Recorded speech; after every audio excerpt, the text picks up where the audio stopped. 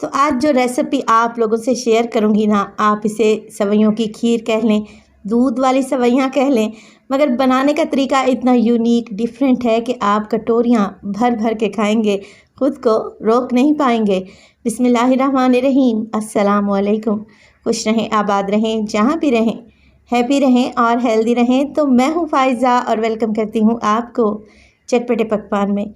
बिना खोए के, बिना कंडेंस मिल्क के एक परफेक्ट थिकनेस आएगी और ये ज़बरदस्त सा मीठा इतना कोई टेस्टी बनेगा कि आपके मेहमान भी रेसिपी ज़रूर पूछेंगे। तो रेसिपी को अंत तक देखें, अच्छी लगे लाइक कर दें और चटपटे पकवान को सब्सक्राइब भी कर लें। तो चलें फिर जल्दी से रेसिपी स्टार्ट कर लेते हैं। अच्छा, इस मज़ेदार सी सेवइयों की खीर को बनाने के लिए मैंने लिए हैं कुछ ड्राई फ्रूट्स। दो टेबलस्पून सारे ही ड्राई फ्रूट्स ले लिए हैं। आप अपनी मर्ज़ी के मुताबिक ड्राई फ्रूट्स का इस्तेमाल करें। 2 टेबलस्पून ले लूँगी मैं देसी घी के। कढ़ाई में डाल दें और हल्का सा मेल्ट होने दें। जैसे घी मेल्ट होगा इसमें डाल देंगे ड्राई फ्रूट्स। यकीन करें, जब आप लोग ड्राई फ्रूट्स को फ्राई करेंगे ना, इनका टेस्ट 100 गुना बढ़ जाता है। हल्का सा फ्राई करेंगे, इतना ही कि किशमिश फूलने लगे। जैसे ही किशमिश फूलने लगी है और हल्का सा ही कलर चेंज हुआ है ड्राई फ्रूट्स का, बस जी निकाल लें और बचा हुआ घी आप लोगों ने कढ़ाई में ही रहने देना है। 1 कप के बराबर मैं सेवइयों का इस्तेमाल करने लगी हूँ। मोटी वाली सेवइयाँ हैं, आप बारीक सेवइयाँ भी ले सकते हैं। ऐसी सेवइयाँ बाज़ार से आपको बहुत ही आराम से मिल जाएंगी। चलें जी, बचे हुए घी में हम क्या करेंगे, सेवइयों को फ्राई करेंगे, रोस्ट कर लेंगे। तो ये भुनी हुई सेवइयाँ बड़ी ही टेस्टी बनती हैं जब इनका मीठा तैयार होगा। आप लोगों ने बिल्कुल लो फ्लेम पे सेवइयों को भूनना है, इतना कि प्यारी सी खुशबू आने लगे और हल्का सा इनका कलर भी चेंज हो जाए। तब हम क्या करेंगे, सेवइयों को निकाल कर एक प्लेट में अलहदा रख लें। अब उसी कढ़ाई में डाला है मैंने 3 टेबलस्पून के करीब चीनी।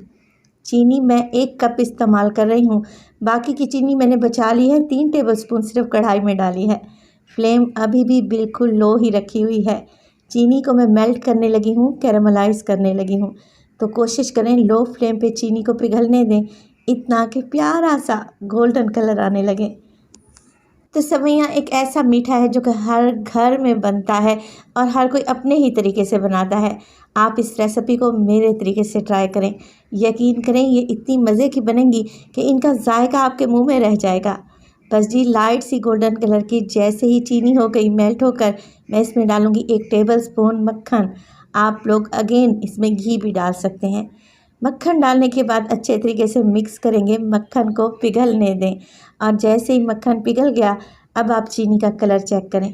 देखें, ऐसा ही लाइट गोल्डन कलर होना चाहिए चीनी का। इसमें डाल देंगे दूध। दूध मैं इस्तेमाल कर रही हूँ 1 लीटर के बराबर और ये खुला दूध है। पहले से मैंने इसे बॉयल करके रखा हुआ था। आप लोग टेट्रा पैक भी डाल सकते हैं। ये सेवइयाँ मज़ीद क्रीमी बनेंगी। अब देखिए, चीनी जो हमने कैरामलाइज़ की थी ना, वो इकट्ठी हो गई है। तो आप लोगों ने यहाँ पे परेशान नहीं होना। जैसे जैसे दूध गर्म होता जाएगा, चीनी घुलती जाएगी।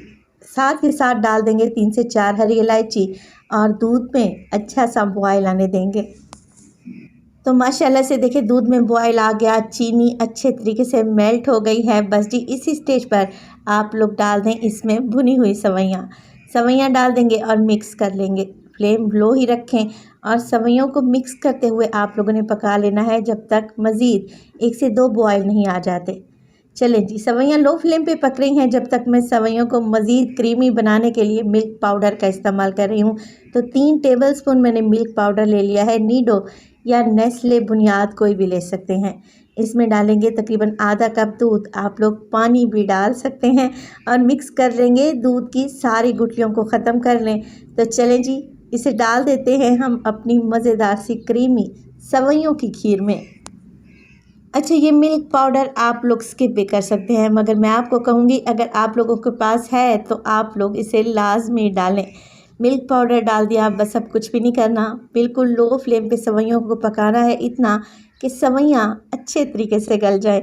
और इसी स्टेज पर मैं आप लोगों को एक बात याद दिलाती चलूँ, अगर तो आप लोगों ने चैनल को सब्सक्राइब नहीं किया तो चटपटे पकवान को सब्सक्राइब भी कर लें और रेसिपी को लाइक कर दिया करें। आप सब लोगों का बेहद शुक्रिया। तो लो फ्लेम पे सवैयों को पकाते हुए मुझे तकरीबन 5 से 6 मिनट गुजर चुके हैं। सवैयाँ गल चुकी हैं। बस जी इसी स्टेज पर डाल दें इसमें बची हुई चीनी। तो 1 कप चीनी मैंने इस्तेमाल की थी। आप कम या ज़्यादा अपने टेस्ट के मुताबिक कर सकते हैं। कढ़ाई की साइडों से जो बलाई बनती जा रही है ना, बॉयल होते वक्त आप लोगों ने स्पैचुला की मदद से उसे उतार लेना है और सवैयों में शामिल करते जाना है, जिससे सवैयाँ बड़ी ही क्रीमी और गाढ़ी बनेगी।